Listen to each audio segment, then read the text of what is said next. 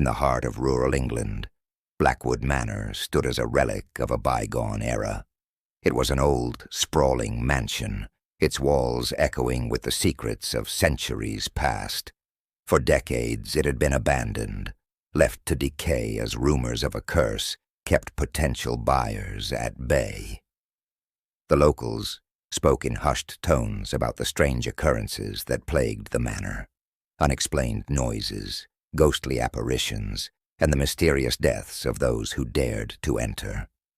Despite these ominous tales, the Stevens family, eager for a fresh start, purchased the manor at a remarkably low price. John and Margaret Stevens, along with their 2 children, Emily and Thomas, moved in one crisp autumn day.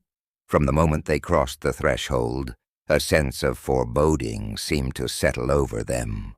The first few days passed uneventfully as they busied themselves with unpacking and exploring their new home. The children were particularly fascinated by the manor's extensive library filled with ancient books and manuscripts. One evening, as they were exploring the dusty shelves, Emily found a leather-bound journal tucked away in a hidden compartment.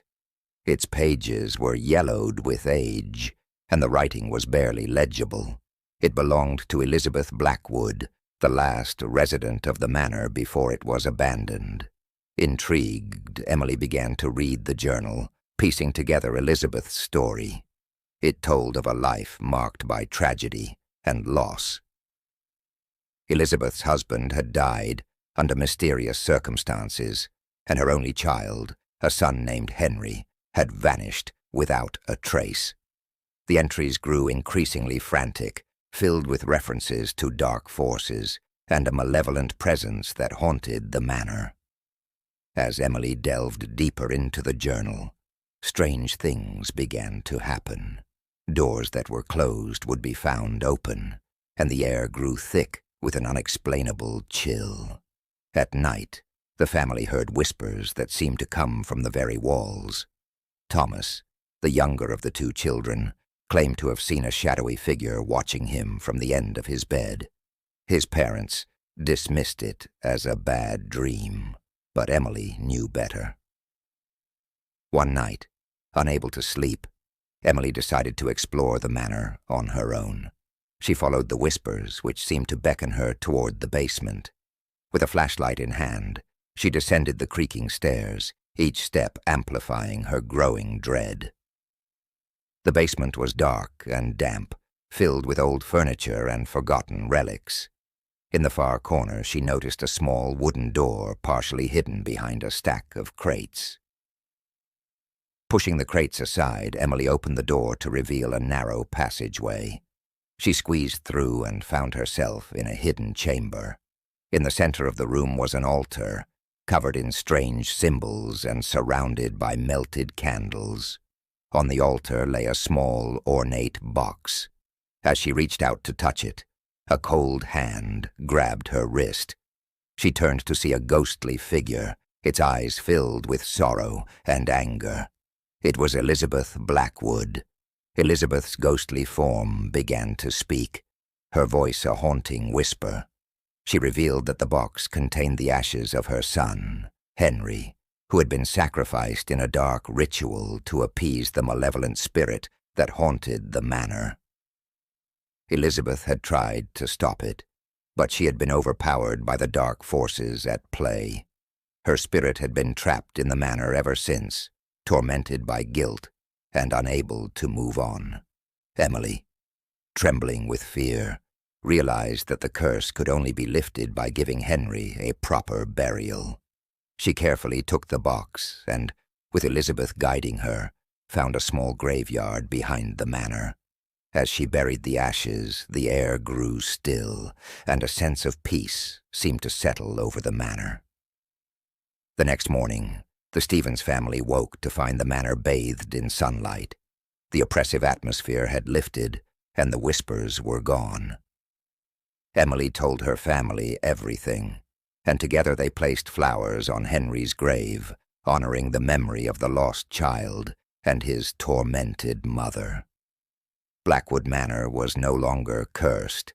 The Stevens family lived there for many years, and the dark tales that once surrounded the old mansion became a distant memory. The manor, once a place of fournibier and sorrow, was finally at peace. Nestled on the outskirts of a small village in the Pacific Northwest, the Forgotten Woods were an untouched expanse of nature that the locals avoided at all costs. Tales of disappearance, eerie sounds, and shadowy figures had kept people away for generations. But for Michael and his friends, the allure of the unknown was too tempting to resist. They decided to spend a weekend camping trip in the heart of these woods, seeking adventure and a break from their monotonous lives.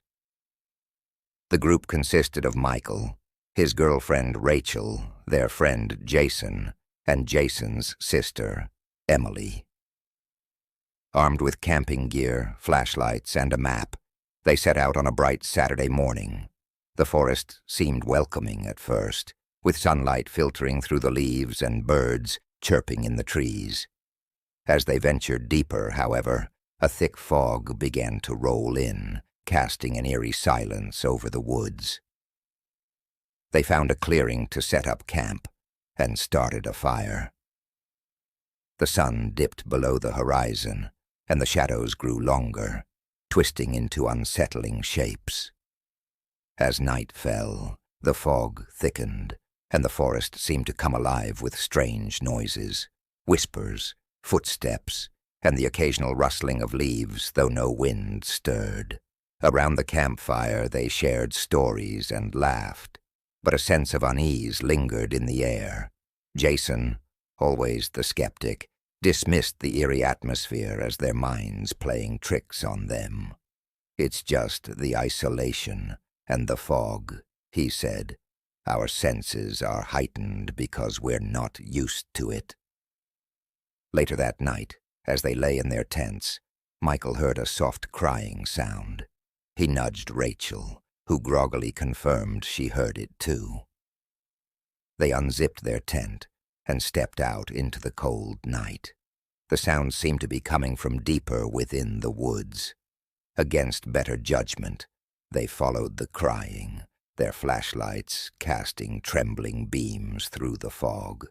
The sound led them to a small, overgrown graveyard, hidden deep in the forest. The headstones were ancient and worn, their inscriptions barely legible. At the center of the graveyard stood a mausoleum, its doors ajar. The crying grew louder, now unmistakably that of a child. Michael and Rachel exchanged uneasy glances, but pressed on, their curiosity overpowering their fear. As they approached the mausoleum, the air grew colder, and their breath became visible in the icy air. Inside, they found a small figure huddled in the corner, a young girl, her face pale and eyes wide with terror. "Please help me," she whispered, her voice trembling. "He's coming." Before they could react, a shadowy figure appeared at the entrance of the mausoleum. It was tall and cloaked in darkness, its eyes glowing a sinister red.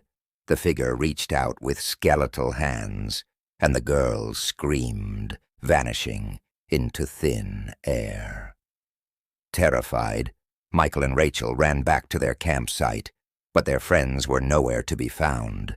Their tents were shredded, and the campfire had long since died out. The forest seemed to close in around them, the fog now almost impenetrable. Desperate, they called out for Jason and Emily, but only their echoes answered. As they stumbled through the woods, they realized they were hopelessly lost. The trees seemed to shift and move, leading them in circles. Exhausted and scared, they collapsed to the ground, clutching each other for warmth and comfort. In the distance, they saw a faint light and heard the familiar voices of their friends. Relieved, they followed the sound, only to find themselves back at the graveyard. The light came from within the mausoleum, and the voices were coming from inside. Summoning their courage, they entered the mausoleum once more. Inside they found Jason and Emily, their faces blank and eyes lifeless, standing beside the young girl. "Join us," the girl said, her voice now cold and menacing. "He wants you too." The shadowy figure reappeared, reaching out for Michael and Rachel. As the darkness closed in around them, they felt their strength drain away, their bodies growing numb.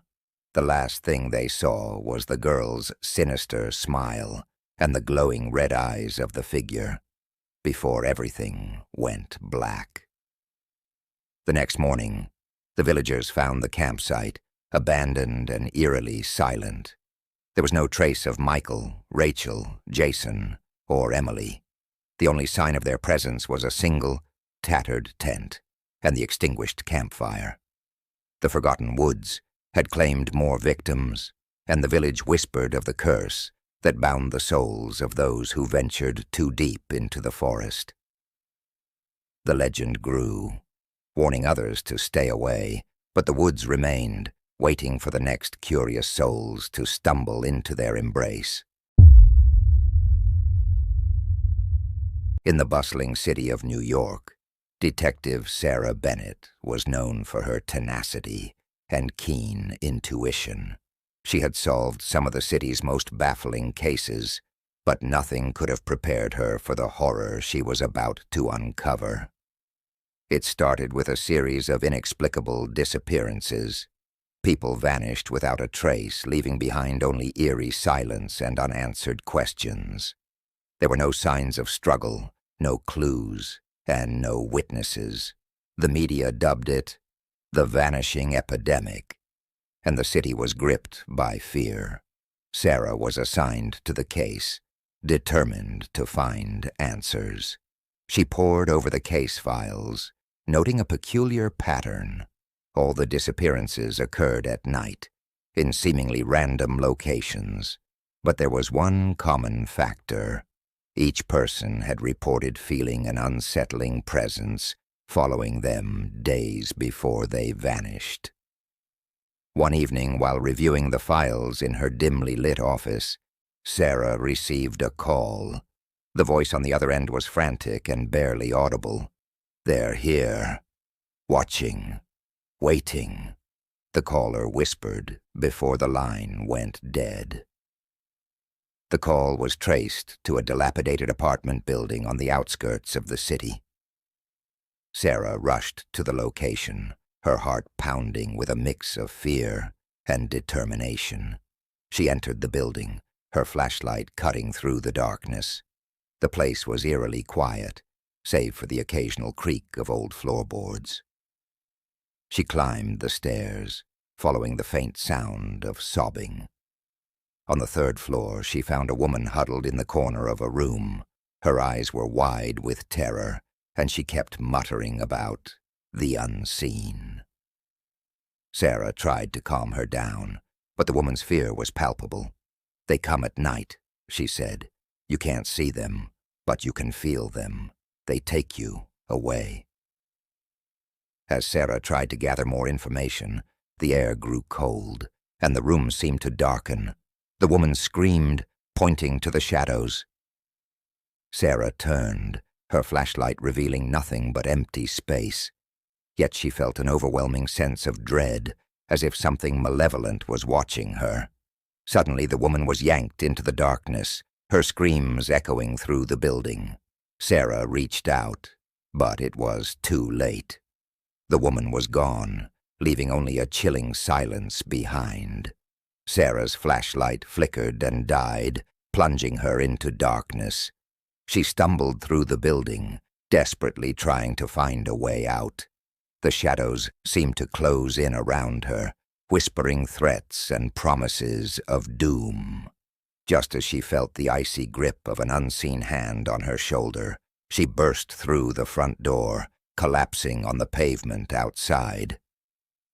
Back at the precinct, Sarah recounted her harrowing experience, but no one believed her. The building was searched, but no trace of the woman or any other victims was found. Frustrated and shaken, Sarah continued her investigation, delving into old legends and folklore. She discovered references to the unseen, entities that preyed on the fear and despair of their victims. They were said to exist in the shadows, invisible to the human eye, but capable of immense cruelty. The only way to protect oneself was to stay in the light and never succumb to fear. Determined to stop the disappearances, Sarah devised a plan. She set up surveillance in various locations, using high-powered lights and cameras to capture any sign of the entities. For weeks, there was no activity, and the city began to relax. Then, one night, the power went out across the city.